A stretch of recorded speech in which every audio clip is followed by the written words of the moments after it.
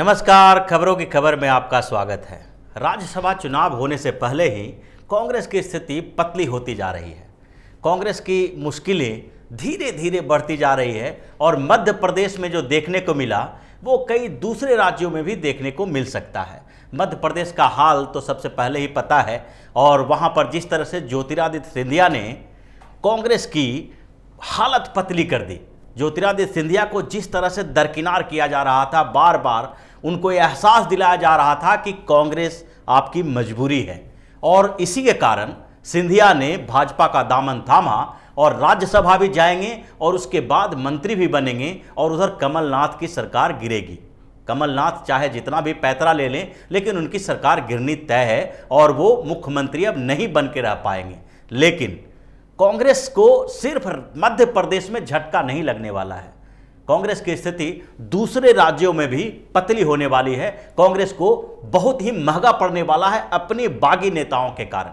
जिस तरह से कांग्रेस में गुटबाजी बहुत तेज हो गई है और हर स्टेट में जहां कांग्रेस की सरकार है या जहां कांग्रेस के कुछ नेता हैं, यानी कि कांग्रेस एक सम्मानजनक स्थिति में है, वहां उनकी स्थिति खराब हो गई है। ये जो ऊपर से जो कांग्रेस आला कमान के तरफ से जिस तरह से यहाँ भी शीर्ष नेतृत्व में गुटबाजी चल रही है, अलग अलग गुट बने हुए हैं। सोनिया गांधी और कांग्रेस के पूर्व अध्यक्ष राहुल गांधी के बीच भी एक तनातनी सा माहौल है। तो इसके कारण अलग अलग प्रदेशों की राजनीति में भी कांग्रेस के जो नेता हैं वो अलग अलग तरीके से सोचना शुरू कर दिए हैं और उनको लगने लगा है कि कांग्रेस में अब भविष्य उनका सुरक्षित है नहीं। अगर राजनीतिक कैरियर को आगे बढ़ाना है तो कांग्रेस छोड़ना पड़ेगा और ये स्थिति धीरे धीरे दिखाई पड़ने लगी है। मध्य प्रदेश के बाद जो सबसे पहले ये सामने दिखाई पड़ा वो था गुजरात।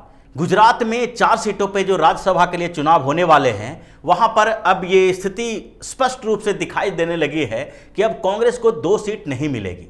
गुजरात में कांग्रेस सबसे पहले वहां पर सरकार गिराने की बात कर रही थी। वहां पर जो कांग्रेस अपना दांव खेल रही थी गुजरात में, वो दांव मध्य प्रदेश में उसको उल्टा पड़ गया। सबसे पहले कांग्रेस ने गुजरात से ही शुरुआत की थी और वहां पर कांग्रेस के कुछ नेताओं ने कहा था कि गुजरात के उप मुख्यमंत्री अगर अपने कुछ विधायकों के साथ, यानी 20-25 भाजपा के विधायक को साथ लेकर कांग्रेस में आ जाते हैं तो उनको मुख्यमंत्री बना दिया जाएगा। लेकिन उसके बाद हुआ क्या? उसके बाद मध्य प्रदेश में इसकी गूंज सुनाई पड़ी और मध्य प्रदेश में कांग्रेस की सरकार अब गिरने ही वाली है। मतलब उनका बहुमत तो खत्म हो चुका है। अब कमलनाथ कुछ पैतरा लेके कुछ और दिनों तक मुख्यमंत्री बनने की कोशिश में लगे हुए हैं। लेकिन अब गुजरात में जो होने वाला है वो राज्यसभा चुनाव के लिए तैयारी की जा रही है। राज्यसभा चुनाव में जो गुजरात में 4 सीटें थी उसमें से 2 सीटें कांग्रेस को मिलने वाली थी। लेकिन अब जो स्थिति बदली है और गुजरात विधानसभा के 5 कांग्रेसी विधायक इस्तीफा दे चुके हैं। अब ऐसे में पूरा समीकरण गड़बड़ हो गया है। गुजरात में अब 3 सीट लगभग ये तय है कि 3 सीट भारतीय जनता पार्टी को राज्यसभा की मिल जाएगी, क्योंकि 5 विधायकों के इस्तीफे के बाद वहां पर 175 विधायक हो चुके हैं और जो अभी वहां के जो विधानसभा की स्थिति है उसके अनुसार कम से कम 36 वोट चाहिए एक राज्यसभा सीट में जीतने के लिए। अब राज्यसभा सीट के जो 36 वोट चाहिए उसमें कांग्रेस के जो 2 सीटें मिलने वाली थी, जैसा कि पहले कांग्रेस के पास 73 विधायक थे, लेकिन जब 5 विधायक इस्तीफा दे चुका है तो अब सिर्फ 68 विधायक उसके पास बचे हैं। अब 2 सीट के लिए उसको 72 विधायकों का समर्थन चाहिए। इसके लिए कांग्रेस जोर तोड़ से कोशिश कर रही थी कि इतने जो 68 विधायक अभी बचे हुए हैं उनको हम अपने पास रख लें, मजबूती से उनको अपने साथ रखने के लिए मजबूर कर दें। इसके लिए वहां के विधायकों को राजस्थान ले जाया गया है। कई विधायक राजस्थान में रखे गए हैं क्योंकि राजस्थान में भी कांग्रेस की सरकार है। लेकिन इसके बावजूद कुछ विधायक अभी भी जो राजस्थान में बैठे हुए हैं वो भी किसी न किसी तरह से भाजपा के साथ खड़े हैं। उनके भी उम्मीद की जा रही है, ऐसी संभावनाएं जताई जा रही है कि राजस्थान में जो जिन विधायकों को रखा गया है उसमें से करीब 4-5 विधायक हैं जो क्रॉस वोटिंग करने वाले हैं। और उसके बाद जो गुजरात में राज्यसभा का चुनाव के समय 4 सीटों में से 2 सीटें कांग्रेस को मिलने वाली थी, अब 1 सीट ही बच के रह जाएगी। वहां भी कांग्रेस को 1 सीट गंवानी पड़ेगी, क्योंकि पहले कांग्रेस ने जो नीति अपनाई गुजरात में और जिस तरह से उप मुख्यमंत्री को भाजपा को तोड़ने के लिए ऑफर दिया, उसका परिणाम तो उसको भुगतना ही था और उसका परिणाम यही सामने में आने वाले राज्यसभा चुनाव के दौरान दिखाई पड़ेगा।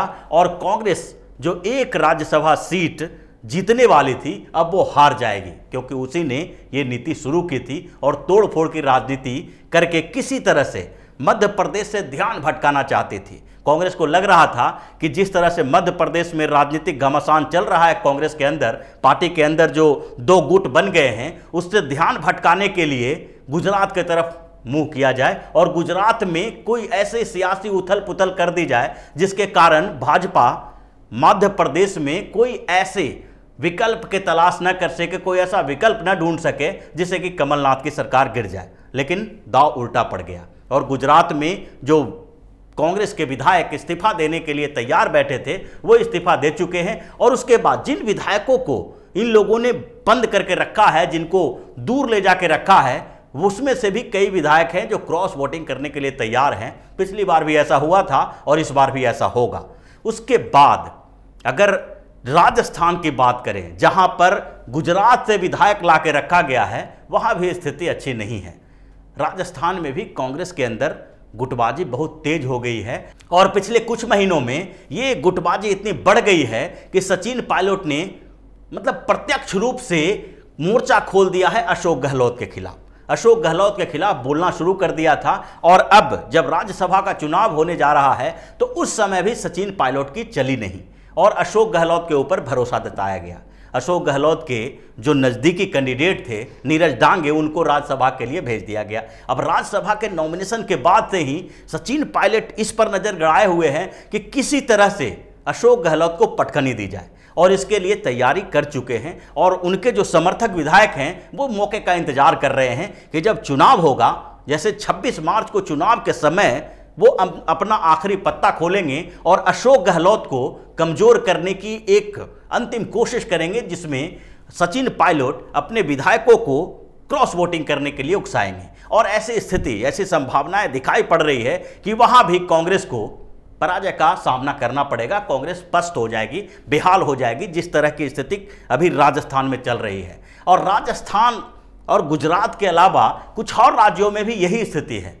अगर वहां से हट के अगर देखें, हरियाणा में जहां पर कांग्रेस को एक राज्यसभा सीट मिलने की उम्मीद थी और जो उनका आंकड़ा है, वहां पर एक राज्यसभा की सीट मिल जाती आसानी से, क्योंकि वहां पर 90 जो विधानसभा सदस्य हैं उसमें से जैसे अगर 2 सीटों पर वहां चुनाव होना है तो 31 वोट चाहिए एक राज्यसभा सीट के लिए।